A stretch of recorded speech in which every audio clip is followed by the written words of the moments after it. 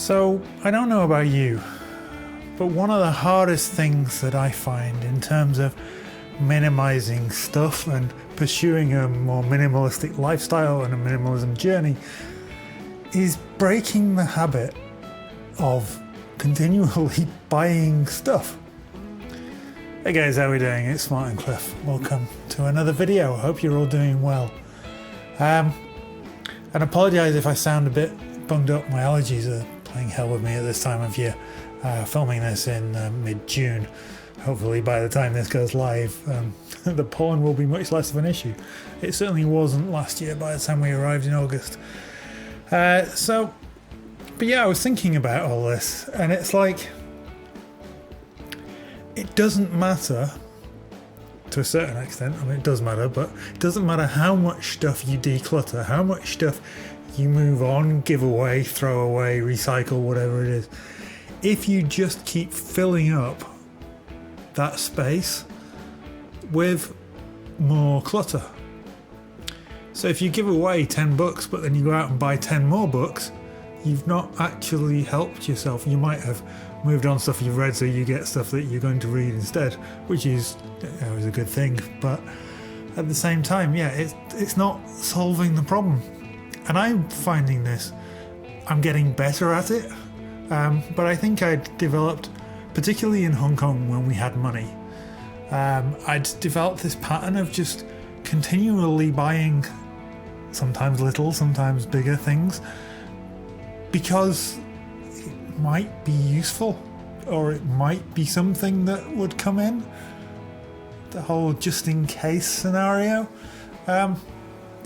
And it's something that definitely I'm working towards reducing in my life, but it's hard sometimes, particularly these days, because these days everything is available within a couple of clicks. You go on eBay or Amazon and you can find anything that you want and get it shipped to you or shipped to pretty much anywhere in the world very quickly, very easily, and often very cheaply.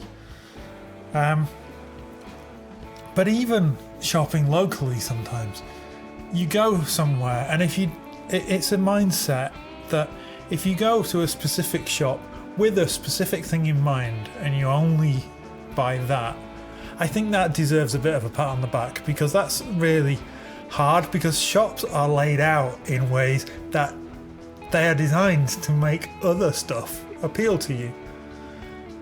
Now, I went to the hardware store a couple of days ago, and I bought a tube of super glue to fix something that probably didn't really need gluing in place, and I could probably have made do with the lesser glue than I did, but I didn't have any super glue in Bucharest.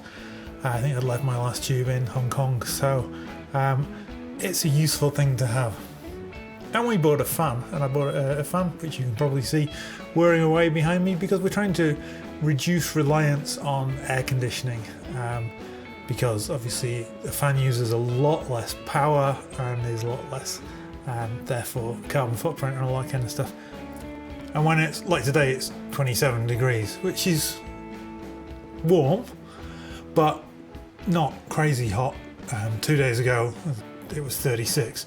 And on that day, I turned the air conditioning on during the day. We do have it on at night, but only just in our bedroom, just so we can sleep well, because it's difficult to maintain the temperature balance otherwise. And we like our bedroom to be around 22, 23 degrees for a good night's sleep. So yeah, we do that. And also the kind of gentle noise. When you've lived in Hong Kong, which is never quiet for 8 years, having a kind of gentle noise going on in the background not only helps drown out the dogs barking. That's the other reason we don't like keeping the windows open at night, is because there's quite a lot of dogs in the street that bark all night, and they're really annoying. So yeah, in the summer months we have the aircon on at night. But during the day, yeah, if we can get away with fans, so we have one in this room and we have one in the living room, and then we keep windows open as much as possible. Again, that might be part of the reason for the pollen. But it's like, yeah, I managed to get away with going to the hardware store, and I was actually looking for 3 things. I couldn't find something else, so I hopped on eBay and bought that. But that was good, because I was able to buy the number I wanted. I wanted 3 grommet plugs, 11mm grommet plugs. And if I'd have bought them in the hardware store, I would have got 12. So yeah, 3 was what I wanted. That was good. So I'm happy with that. Slightly less happy that they're being shipped from China, but what can you do? And then, I mean, I admit I did buy a bottle of Coke as well because it was a hot day and I needed to walk to the bus stop carrying the fan and everything else, and just wanted a drink. But so often when we go somewhere and we go to buy one thing and we pass 3 or 4 things that we think, oh, that'll be useful, and I don't know whether you have strategies to prevent buying excess clutter or whether you need strategies to do it.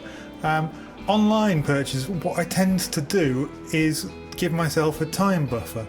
So if I want something from Amazon, I'll bookmark it and put the date in the bookmark sometimes, or I'll add it to basket but not click purchase, and then give, depending on the value of the item and the necessity of the item, give it a week or a month even.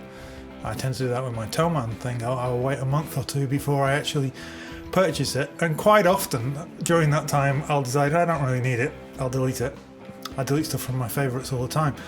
I have one folder that's like stuff, and sometimes it has 40 items in and sometimes that has 10 items in because I've gone through and said, oh, I probably don't need that. Whereas if we click buy straight away, then we don't give ourselves that opportunity to realise that we don't need it. We surrender to the impulse, which is exactly what the retailers want. So I don't have any grand strategies other than just, always think, do I really need this, or can I get away without it? And if you think you need it, but there's some way you can put it in a virtual basket and keep it there for a few days or whatever it is, then it gives you a chance for your brain to kind of work out, maybe there's another way of doing this, or maybe I don't need that at all. I recently bought a subwoofer for my monitor speakers. I have been thinking about buying a subwoofer for my monitor speakers for 4 years. And in the end I made the decision to go ahead. But that's been in my basket and deleted out of my basket 10-15 times over those 4 years. In the end, because of the way that I'm set up here, and particularly when I'm playing and practicing and recording bass, I don't have a bass amp set up. My bass amp is away in my storeroom in a cabinet, so playing bass through 5-inch speakers is not fun. So that's part of the reason for that, and also as I'm looking to move into doing more music production, hopefully once I get into my own space again, because I'm still in the bedroom, as you can see behind me. It's been a funny year, but I made that purchase, and I am pleased with the purchase I made, but I'm also pleased that I waited until I actually felt I really needed the item. It's the thing where you go in to any store, you go in to buy a pair of trousers and you come out with a shirt and a belt and a t-shirt and a pair of socks, or 5 pairs of socks, or whatever it is. It's a challenge.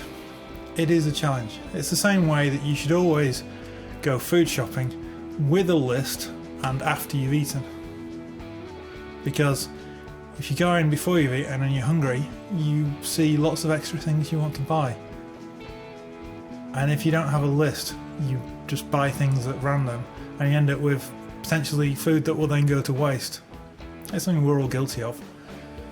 But particularly in this day and age where money is a lot tighter for most of us because of rising prices and all this kind of thing, this kind of approach of just taking a step back, trying to break the purchase impulse, or at least buffer the purchase impulse, can really help us. It certainly has helped us get to our stage that we're at financially now, where we're debt free, which has been a huge deal for us. And I think it's something that can benefit all of us, whatever our financial state, whatever our stage on minimalism journey or not minimalism journey at all, just think twice.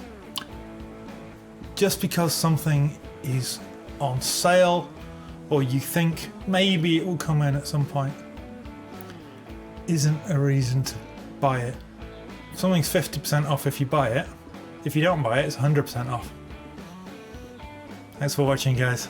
Take care. I'll see you soon.